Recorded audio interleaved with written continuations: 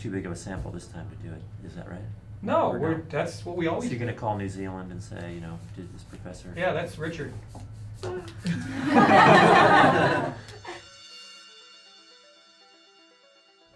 this started from Brad Parks's honors thesis, 2003, I think. You know, at the end of his defense, we said, well, you should turn this into a book. And he said, okay, but only if you guys write it with me. So we said, okay, well, we can, you know, here, let's write it out. We wrote it on the back of a napkin, literally at the green leaf. PLAID stands for Project Level Aid, and they're trying to basically update a database that the OECD has. So last summer we finished up, Mike Timmons, Rob, and Brad Parks finished up a book called Greening Aid. And this was the initial impetus for the project, was based on this book. Brad wanted to see, on a project level, how had environmental, or how had development assistance become more or less green, environmentally friendly. Remember when we sent the ad for the Greening Aid book to try to figure out whose emails were bad? We did that to non-US. Yeah. Are we going to do that to the US? And is that an instructive, useful tool to figure out bad emails or not? We have been creating these memos of the donors, their agencies, and what information they're putting out there, what the legislation created them, and things like that. And that's a lot of internet research. And then we do something called coding, which is taking paragraph descriptions and basically turning them into numbers and assigning numbers based on the activities that are taking place. My biggest project this summer that I've been dealing with the data has been the climate change thing.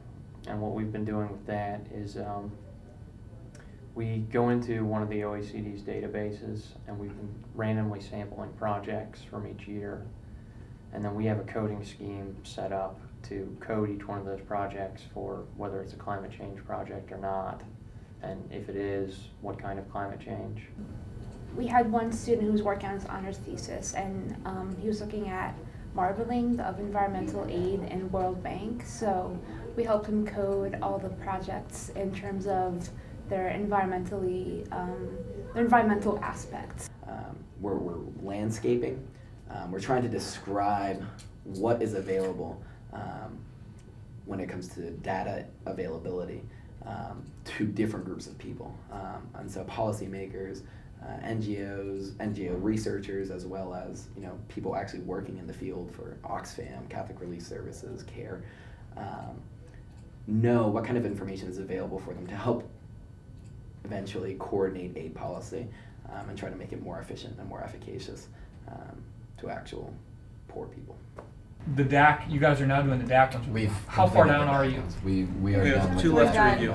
Two left for review. That's it. Sweet. I mean, it does make the most sense. Like, we've had the most experience with Right. the method. Right. We've created That was this what we methodology decided, for that they know studying more these about things. multi-labs, but we know more about writing these Yeah. things.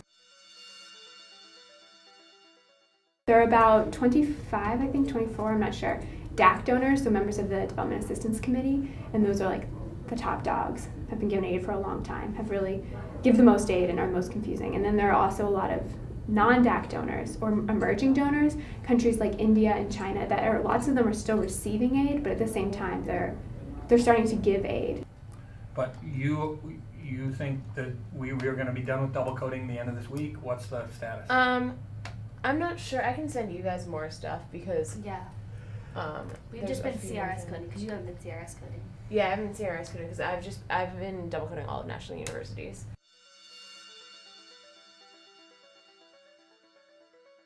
It's something that is really fun to work on as an undergrad, knowing that potentially and very long term and very indirectly actually making a difference. It's creating new knowledge, I suppose they say, and that the more information that's out there, the better aid can be. If you think about the broad implications, like you're trying to do something that will benefit the whole international relations development community. So Finally, PLAID is arriving with people know who we are. They see how we fit into the bigger project of making aid information available. And this really does have the potential to change the way foreign aid is given. The students here are probably the most knowledgeable people in the world on trying to code the huge data set like this. I mean, we have over 1 million records now. Everybody really wants these reports by donors that you guys have been putting together.